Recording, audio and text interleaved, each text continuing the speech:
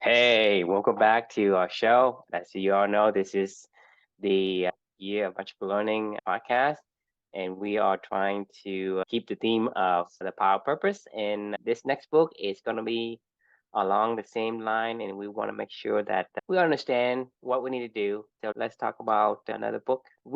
For me, this book is also one of it's a small book, but it's actually pretty impactful both for me at least. But I think it's used for Chris as well.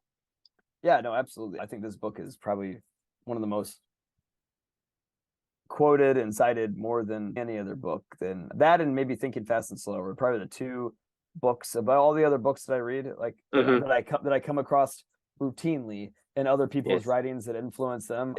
Those have got to be the two most influential books that I've seen, and then Seven Habits maybe after that. But yeah, this book is probably number one, I would say, in terms of people that cite it in other works that you come across. So the book, we haven't even introduced the book. The book is A Man's Search for Meaning by Viktor Frankl. If you're not familiar with the story, the book is broken up into two parts. It's about Viktor Frankl's life as a concentration camp prisoner in World War II.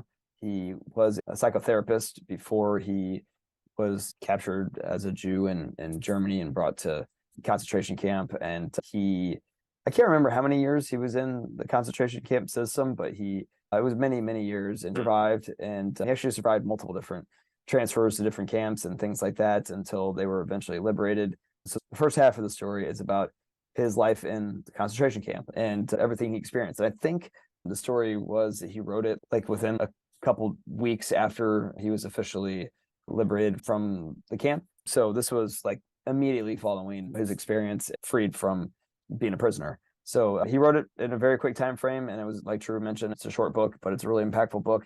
And that's the first half of it. And then the second half of the book, at least the version that I read, was about his therapy, which is he was a psychotherapist. So this was the therapy methodology that he developed for the rest of his life that he pursued and evolved with and grew with. Logotherapy, logo stands for meaning in Greek. And so it's meaning therapy, basically. And his theory was, he who has the why can overcome any how, right? And that was what he discovered during his time as a concentration camp inmate. And that's what he helped other people for the rest of his life to try to discover meaning and purpose and to try to live a meaningful and purpose-driven life.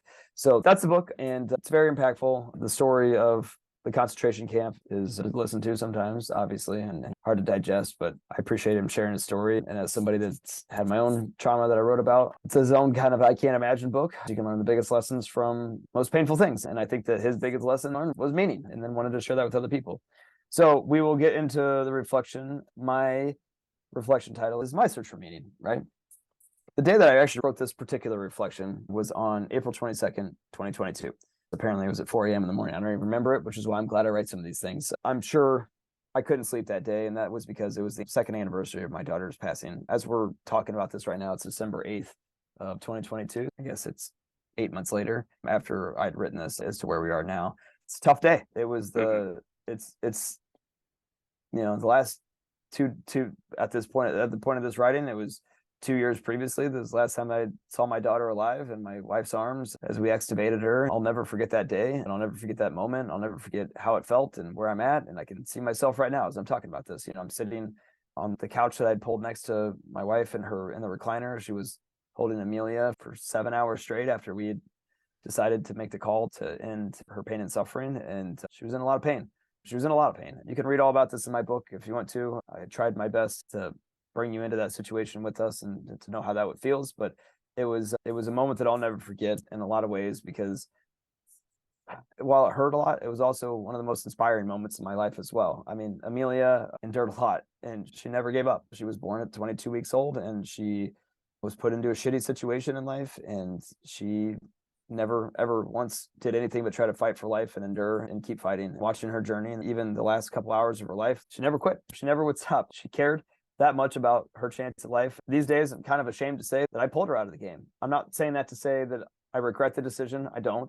I do regret that I'm the one that made the decision for her to end that battle, because knowing Amelia and knowing what I saw her, she would, I don't know, miracles can happen, and this girl was a miracle child. And I don't know, all I know is she was in a lot of pain, and I couldn't take her being in pain anymore, and knowing that we were doing that to her. That was when we made that decision. It was a tough day, right? But at the end of the day, after all that, after we went home that day, and still to this day, I mean, the one thing that I can without a doubt say is Amelia's life had meaning, and every life has meaning. That's probably been the two biggest revelations of my magical learning journey with you and with my own self and with Amelia every single day and doing this stuff together. Even though she only lived for 39 days, she had a very meaningful life. She lived a very meaningful life. She lived a life of purpose and values. That was the number one lesson she taught me, is no matter what you have time on this earth, is you could, yeah, you know, you have meaning and purpose. You better live it. It doesn't matter if you're only here for 39 days or if you're here for 150 years. Like, it's our duty to live a life of purpose. And she helped me to discover my purpose. And that's what her and I do every single day, which is living for two. And that's trying to do my best to live a purpose driven life where we perform as many values as we can together. And when I do that, I imagine she's here with me, and it allows me to stay connected emotionally to her. And that's my search for meaning. That's been what I do every single day, ever since the day that she passed away. From literally from the moment that we got home after that first day until now, this is what I've been doing. And I don't have any plans to stop. And, you know, Viktor Frankl with his logotherapy, which is identifying a purpose in life and then doing everything you can to try to align your life to that and imagining what that life looks like. It works. Like, living a purpose driven life and a life of meaning.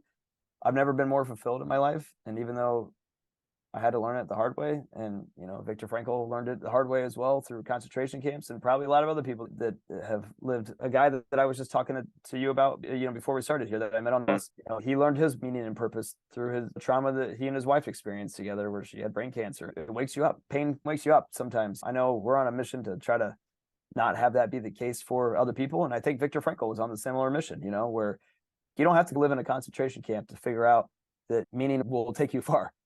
You can do it now. You can do it with everybody, and everybody can do it every single day. But, you know, meaning and purpose is the way, in my opinion. All I know is that this is what I'm going to be doing for the rest of my life. And that's how I'm going to stay connected to my daughter. And I appreciate her for teaching me that lesson. And I appreciate Viktor Frankl for sharing his thoughts and his lessons as well. And that's kind of the reflection for the day. So the question was, how are you leveraging your imagination to create a meaningful life in this world as well? I'll open it up, whatever you want to talk about. Does your life have meaning? Because, you know, you say every life has meaning. I disagree. I disagree with that, just because every life has the potential for meaning. Exactly. I mean, I agree with that. They should have meaning, but because of how we've been conditioned, how we've been brainwashed by the societies and the hamster wheel that we're on at the moment, it just takes us out of that search. And we are basically a living dead. I mean, this is one of the things that, you know, you can be alive, but you're not alive, right? You're a living dead.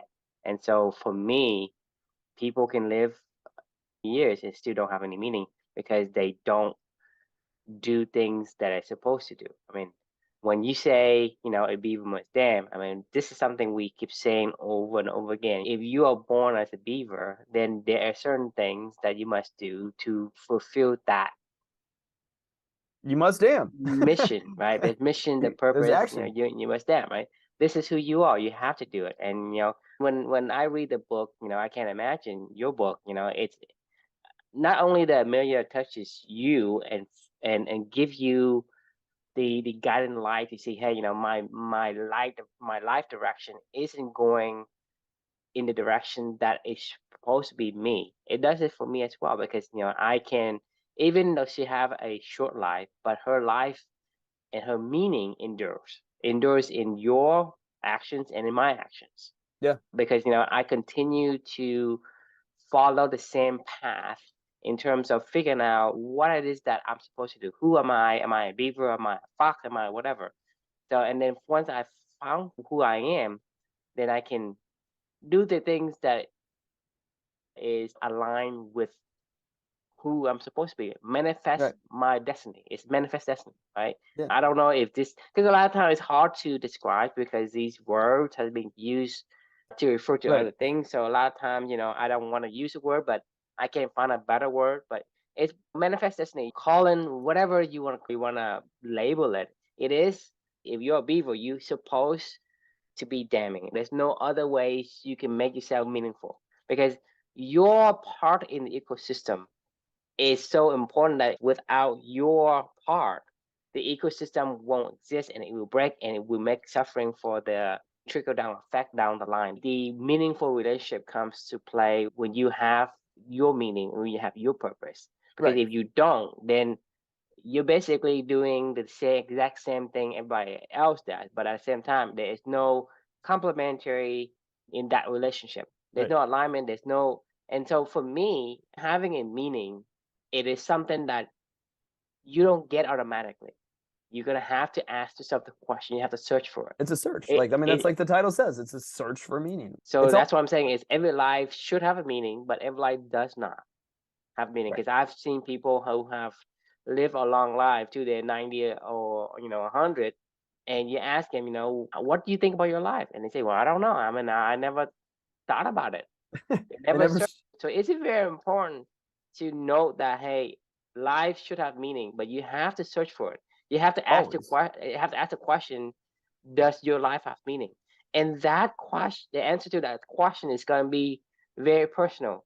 Your meaning, right? If you're asking me what if my life has meaning, it means something different to me than it is to you and to someone else and to another person. So that's the key is you have to search and you have to ask.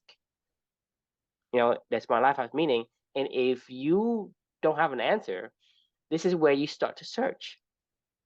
And if you don't search, you it won't be there. I'm sorry, but even if society hasn't pressured you, hasn't conditioned you to become more like the bee, the slaves, or the drones, or whatever you want to label that term, you won't be, you won't have meaning. Your life doesn't have a meaning. Your life is just like another battery in the world that allows people to It does have meaning. You just haven't started your search yet.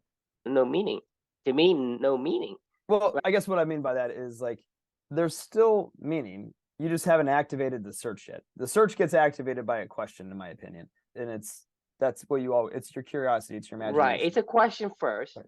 and Right. then you find the answers, and this Right. is where it has meaning. Meaning is very subjective. Meaning is an experience, It is, right? yeah. I mean, yeah. It's an experience. So if you It's your imagination. you could be, let's say you are beavering on accident, right? And you say, well, I stumbled on this thing and I feel good. And but the thing is, if you've been conditioned by society, you don't even enjoy the experience of what you have. It's like, you're talking about the guy, like let's say we're talking about the alchemist, right? We go back to the first book we have ever read together. The alchemist, like, where's the treasure? Where is the fucking treasure? The treasure is in his backyard. But he never experienced that, hey, I have the treasure until he went through the search. The thing is, a lot of people have lived a good life. Like just say, let's say, for example, your life and my life, right? If you ask people in another world, another country, man, we basically are living like kings, and we complain all the time because we never realize we are in a good spot. I can be in a small fishing village in Mexico, and I complain about nothing happens, right? And that's the thing is, if you don't realize what you want, then there's no experience because you are not present at that moment. Right. Your mind is elsewhere. Your mind's in the future, in another fictitious place. So it is very important to ask the questions, to get the answers, and to experience. Like I say, you could be in the right place, but your mind is elsewhere. You would never have the experience. You would never have a meaning. The meaning is your experience. It's what you remember. It's what you think is it's meaningful. It is all up to you. It's not up to universal rules or standards. Right. It's your imagination. I mean, it's literally that's why I wrote in there. Like, that's what logotherapy was. Viktor Frankl asked people, imagine the life that you want to live. Like one of the activities he would have people do is like lay down on the couch and pretend like you're 90 years old and you're writing your own eulogy. Like, what do you want somebody to say about you? Write your own eulogy. And you would say like, well, Chris did this and Chris did that. And Chris, like, I'm really proud to know Chris for this, blah, blah, blah, blah, blah. And then you ask yourself, are you living that life? And you're like, no, maybe you should start there, and figure it out. But it's imagining where you want to be. So for me, I imagine that I someday will meet my daughter again. How are you by when you meet her, right? Say Exactly. did Yeah. did you do the things that What she hey, taught me. my daughter is going to say, hey, that's my dad, right? Yeah. versus saying, I don't know, I've done some things I'm not proud of. Right. And that's the meaning. That's the purpose, though. So, like, once you have that vision in your head, then every day, then it's just action. Then, like, you can't have meaning. Meaning is an idea. Meaning is an Right. experience because Yes, it is an outcome of action, in my opinion. It is a byproduct of what you do. it's how you feel. Yes. It's how you feel what you do, because like I can climb a mountain and say, hey, it's meaningful. Or somebody else can climb a mountain and say, hey, it's useless. Yeah. Right? Why the hell did I just climb Mount Everest? It was awful. Like, it was brutal. I don't have it. I didn't have any thought about it. It was awful. Why did I do that? That was a waste of my time, my money, my resources, my whatever. On your deathbed, right? You ask yourself, what regret do I have? So people say, hey, I didn't do this, or I didn't get to do. So these are all subjective, because whatever that person wants to do, it all is based on his value and his alignment with that particular value. Because you can say, well, I wish I speak up more. And a lot of people say, I wish I would listen more. And these are completely opposite, but each person has their own value.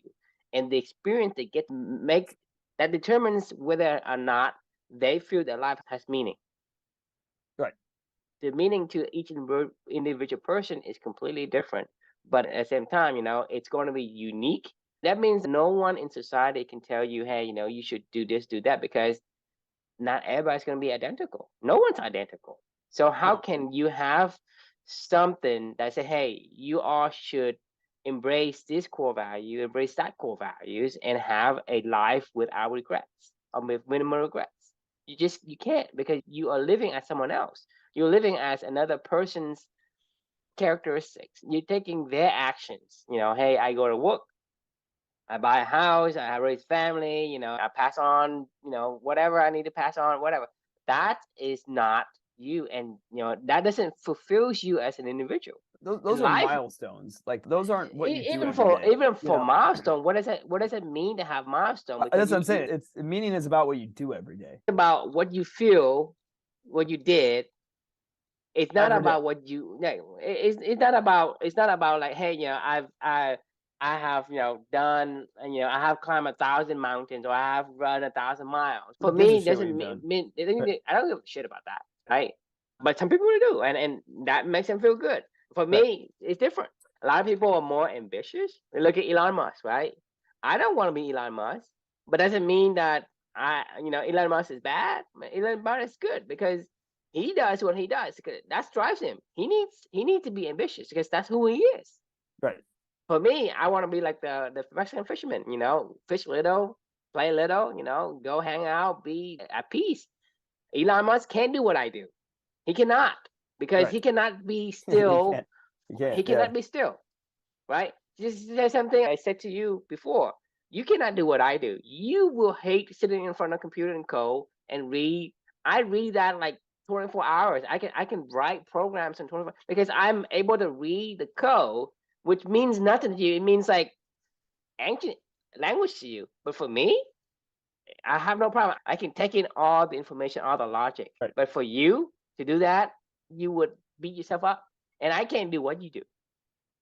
That's what I'm saying, is each person, whatever they do, is determined on how they feel. What they do matters. And so the point I'm trying to hit home is that you have to ask yourself, right? Does my life have meaning? And if it doesn't have meaning, what would give it meaning? Right. Look at if you're searching for that, like, the search is a big key, right? I didn't just come to this. It wasn't just Amelia passed away and I was like, this is my purpose. That wasn't what happened. It was a very long search, and the search is still ongoing. The search never ends, to be honest with you. The search is forever. Like we talked about a few reflections ago about the Lion Tracker's Guide to Life. Like, I'm just still following Amelia, each little valley she leaves in her little lion track around the world, right? Like, I don't know where we're going, but I know how we'll get there. I don't know how we'll get there is meaning and purpose. I don't know where we're going. I don't know what else that's going to develop. Well, destination. I don't think about destination, because then you say, well, I'm gonna get to destination. How do I feel about it? Yeah, not much, but it's the journey. The thing is, you have to understand that, because I think we've been conditioned for so many years and so long that everything's about getting to a point of some goal, ending. Yeah. So for me, life is about your memories. Your memories is your experience. and your experience is what you feel. And so your life is, do you have a good life or not? It's like, oh, look, can you tell me about your life? If somebody is going to write a biography about you, right? What would you tell them? What would you tell them so they can write it down? What would you tell them? I would already have written it and been like, here you go. You want to write a biography? Well, but I'm saying, if you don't, for me, I would ask someone to write it, and I need to tell them the details of my life. But you can just write your own. You can write an autobiography. You can tell people about your life. No, I was meaning like, I'm doing it right now. Like, here, you want to learn about my life and you want to go write your own story about it? Well, here you go. I'm giving you every single. I'm writing this in real time, going, hey, on April 22nd of 2022, this is how I was feeling at 4 a.m. in the morning, the second anniversary of my daughter's death.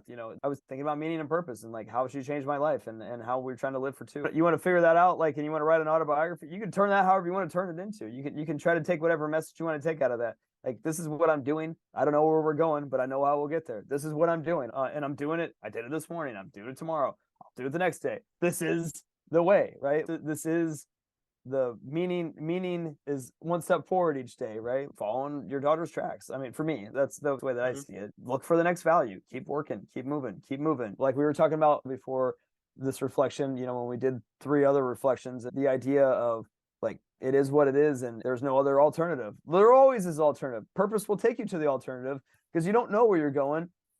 It's just taking you where you're going, and then you end up at the end of your life and you look back and you say, okay, I did it. I lived a purpose-driven life, and that feels good. And nobody can take that away from you. Did I feel good about it? Yes, I do. I will know that I did my best to honor the memory of my daughter, who taught me more than anybody's ever taught me in this entire life, and will continue to teach me more than anybody's ever taught me in this entire life. And I'll know that it wasn't for nothing. You might say that's crazy. You might say that's stupid. I don't care. You're not in my head. You're not in my experience. If you won't understand. Exactly. You shouldn't understand. Right. So that's fine.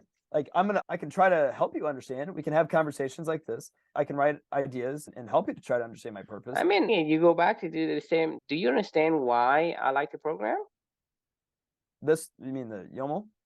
No, programming, like coding. Oh, programming. Oh, sorry. I think you said like the program. No, I don't know. Exactly. I don't know. You can't. And I don't know how to tell you why. Right. They say, hey, I just do. I just like it. You ask the beaver, why do you like to swim in a little dam and build dams? I don't know. That's just who I am.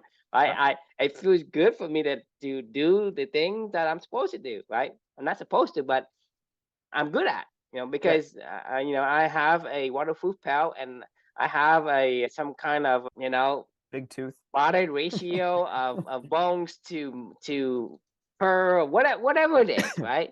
Right. It makes me a beaver. If I'm a beaver, then I won't be having any kind of fun or having a positive experience going and digging holes in some Arctic tundra or whatever, in the desert, under the sea, whatever, right? I'm an otter. I need to have fresh water. I don't do salt water, right? That's the thing. It is who I am. I must manifest must express the combinations of DNAs and atoms that make up who I am. I must express it. A writer must write, a painter must paint, right? A beaver must dance. Yeah, that's just, that's as simple as I can put it. And if you do that, right, and if that's what you do, your experience for that particular things and effort that you do is positive. And the collections of positive experiences made up your life. And these experiences aligned with who you are, it becomes meaningful. Right. Because if you ask, let's say you ask a monkey to be building dams all day long, well, he can have a miserable existence. But he does the same fucking thing that the beaver does. Sometimes I always think of the stuff that I've written in the future that we haven't talked about. That's why I was laughing in my head. I was like, I wanted to say something. I was like, well, we'll get to this in the future. But you know what? I don't care. We'll get to it now and we'll talk about it again in the future. There's an art to running uphill. It sucks. It's hard. We've talked about the art of running downhill, right? People all day long master the art of running uphill. That's called living a non-purpose-driven life, right? That's just called grit, grind, push, and keep, but there's a fucking art to it. Like, there is a goddamn art, and there are people that will turn it into a freaking art, but we're on the other end of the equation. We're going, just run downhill. Like, go faster and not work as hard. Like, Like, so there's an art to running downhill, but there's also an art to running uphill. It's just that we choose to try to run downhill versus, because that's beavering on accident versus beavering on purpose. Beavering on purpose is running downhill. Beavering on accident, well, no, beavering on accident is running on a flat surface. Not beavering at all is running uphill and just going, I got to do this. Beaver trying to be a wolf. Right. I got a wolf Right? today. And you're like, why are you wolfing, man? Well, because that's what we do. Beaver climb out some peaks in the forest and try to howl the moon. I mean, it's so difficult for the beaver to do that. I mean, and then he has to fight off all these aggressions from the brothers and the, whatever enemies the wolf has, right? It's just hard. And how do you defend your little paw because, you're in somebody else's territory? But God damn it, he can do it if he wanted to. He's gonna have a little beaver manager. 10 times the effort.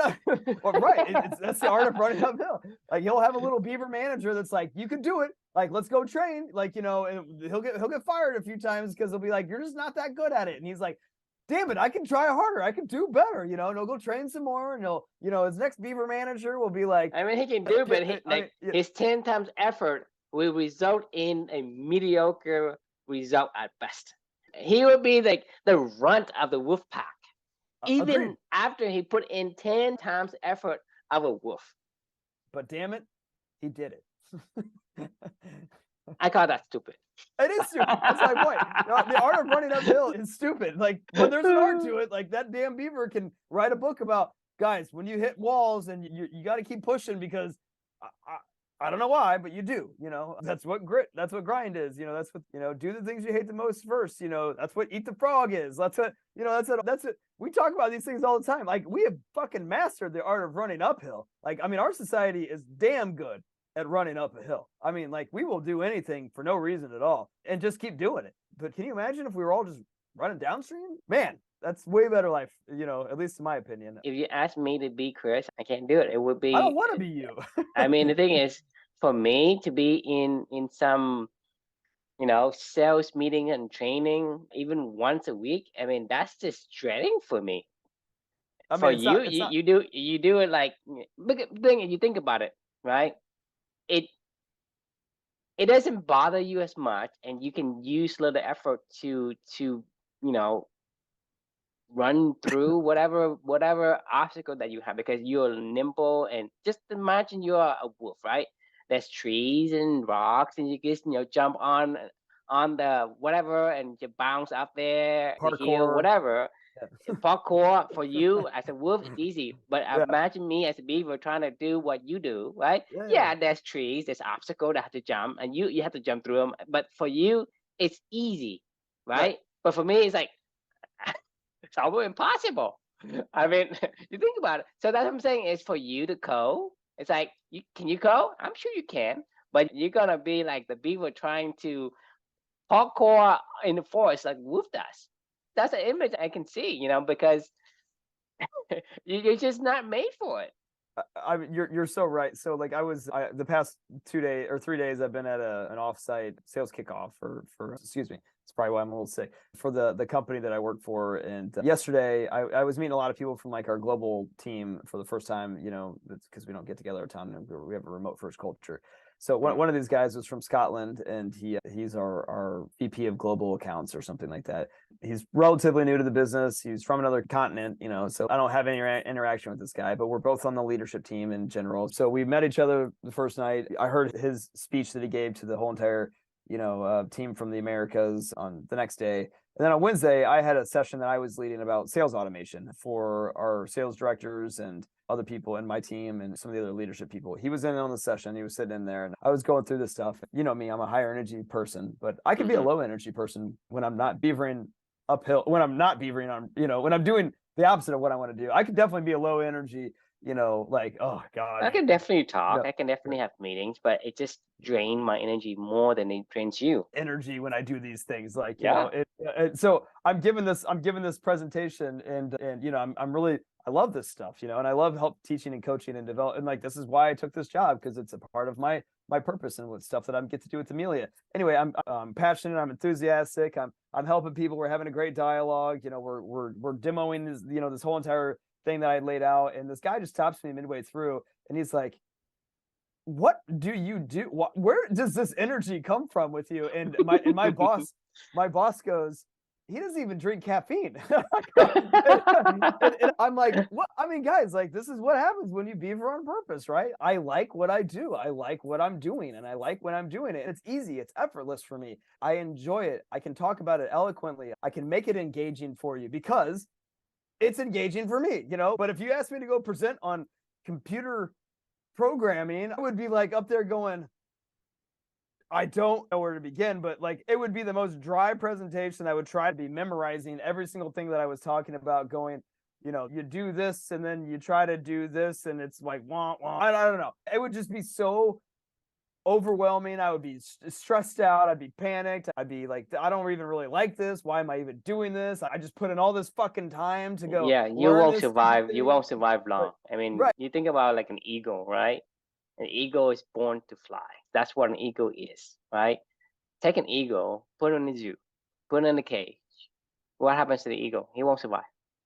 No. He just won't survive. Same thing with you. If you're not in your elements, you don't have the energy. No. I mean, to people who fly, they're like fucking scared of flying because that's not who they are. You throw a mouse into the air, like whee! But an eagle, right? When he flies, right? He feels like he's free. He feels the best, and he can fly all day, all night. I mean, you see birds, right? You put in a Right. cage. What happens to birds, right? That's what I'm saying. If you're in your element because it's who you are, then the energy just comes. Right. I mean, like I said, we could get really good at running uphill, but why? Like, I could spend all day long trying to learn how to present to a team full of tech people. Like, but why? Like, I could. Say, I'm gonna build my own website I don't want to. because it's gonna give you a very, very negative experience. I hate And it. when you are on your deathbed, I spent 20 years trying to code. It's And like whoever I have wasted 20 years. Damn it, I'm pissed at myself. that's Versus that I get to talk a lot of people. I have influenced a lot of people. I have made a lot of impact. Oh, my life is great. when On the people see opposite, you have I'm like, energy, when yeah, people I see mean, that you're energetic, it's infectious. It is maximizing your time. You could live 39 days like Amelia and live a very purpose-driven life where you inspire people with your energy and how you go about your day. And every single day of your life that you exist on this earth, and every single minute of every single one of those days. Or you could spend 100 years on this earth and do nothing that you want. You never shine best. I will never forget Amelia. When I say that she lived her purpose every single day, I saw it. I saw the energy, and that gave me energy, and it still gives me energy every single day thinking about that, which is why I have energy doing what I want to do. It's everybody running downhill together, right? Like if you spend your whole life running uphill, people might say they it's a respect that. miserable existence. That's why I'm saying, a lot of people say, life it's pain and suffering. And in a lot of countries, life's just Right. pain.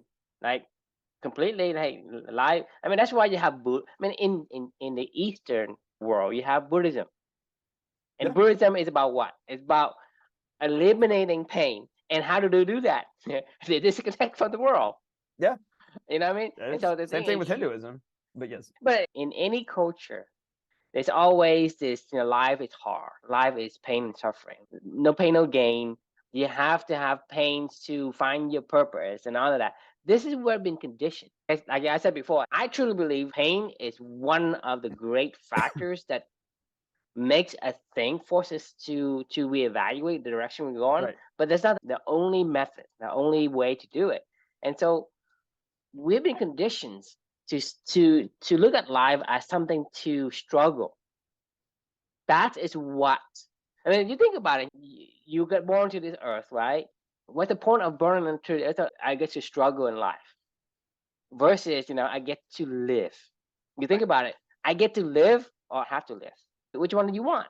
And the thing is, that's a big change in perspectives from I get to live or I have to live because I have to do a bunch of things and I have to survive. You just suffering through life, and everybody calls it. Everybody saying, life is hard, life is suffering, life is Negative painful. spiral. It's all this negative spiral because you have given a life, and we're talking about having a life based on the statistics of how many are the kind of things that have to happen for you to be born. It's like winning like it's a it's 1 in trillion 400 billion, I think, or something like that. That's the odds. It's like 1 in 400 billion. to be manifest in a human life, not just particularly your life, but a human life. That the odds is huge for you because like you have won the lottery big time to be even alive, and yet everybody's telling you that life is a struggle because that's what we were conditioned to do. That's what we're conditioned to look forward to. It's been implanted in our heads the moment we're born, because we look at the world as something to go uphill, doing the grind. You work, you pay bills, and you pay taxes, and you die.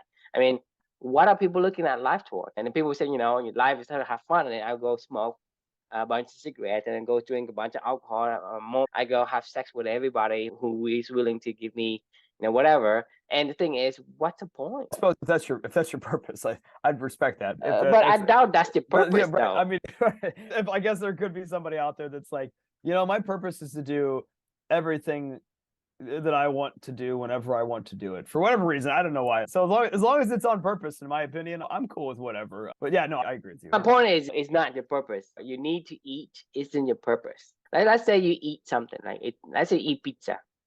It tastes good and it feels good for the first time. Let's say you eat that 100 times, 1,000 times. After that, you're gonna puke when you eat that pizza. Not if you love it.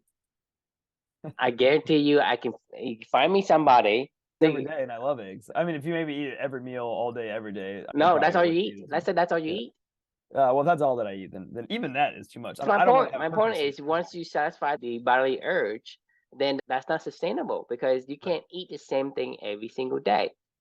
Right. Actually, to that point though, like I don't think you can have too much purpose and meaning too. I mean, in my opinion, like I think it's all about balance. I mean, I think the purpose is built in there because it doesn't matter who you are. You have to manifest your DNA. You express your characteristic. If you don't express it.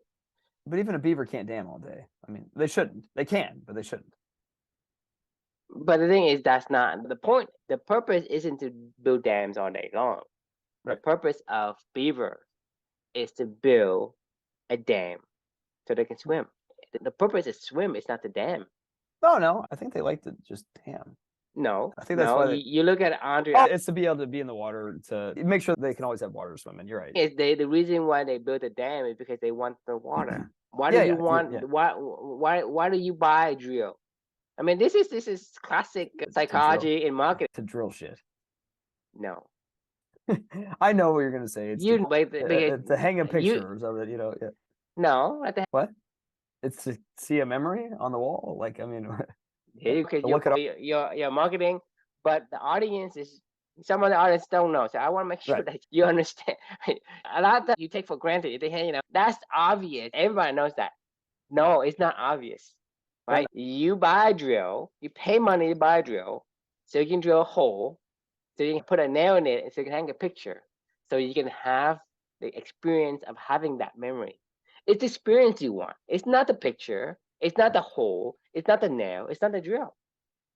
The beaver, he built a dam because of what he needs the pool for him to be enjoying the things that he swim.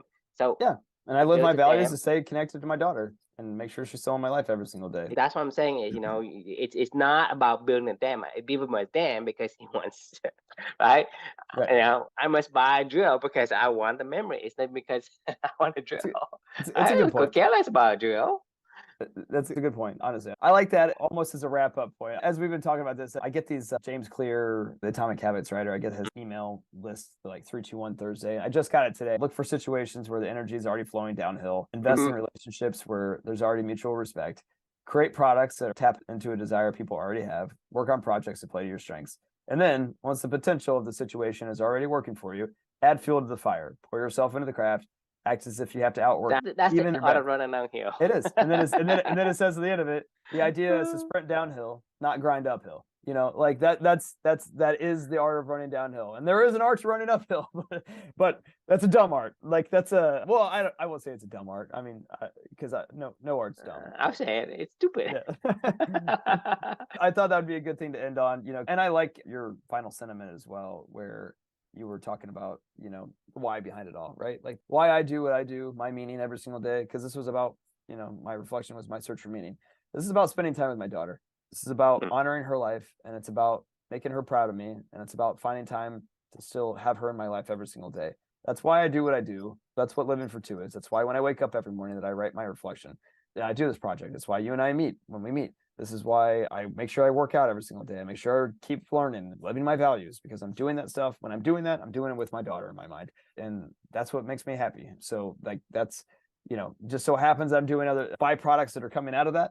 But really, this is the reason why I wrote this in the morning, that morning, was because I wanted to spend time with Amelia. I wanted to think about her. I wanted her spirit to come out through me, through the actions we did. And that's what happened on this particular reflection. That's what happens every day. I talk about her nonstop throughout all these reflections, how much she's taught me in all these reflections. This is what the year of magical learning is about for me. It may be a different journey for you. It is a different journey for you, but that doesn't mean that you also aren't bringing your values out of, and you're living your meaning and your purpose every single day of what we're doing. And that's the beauty of all this stuff, right? So any final thoughts? You have to ask yourself, does your life have meaning?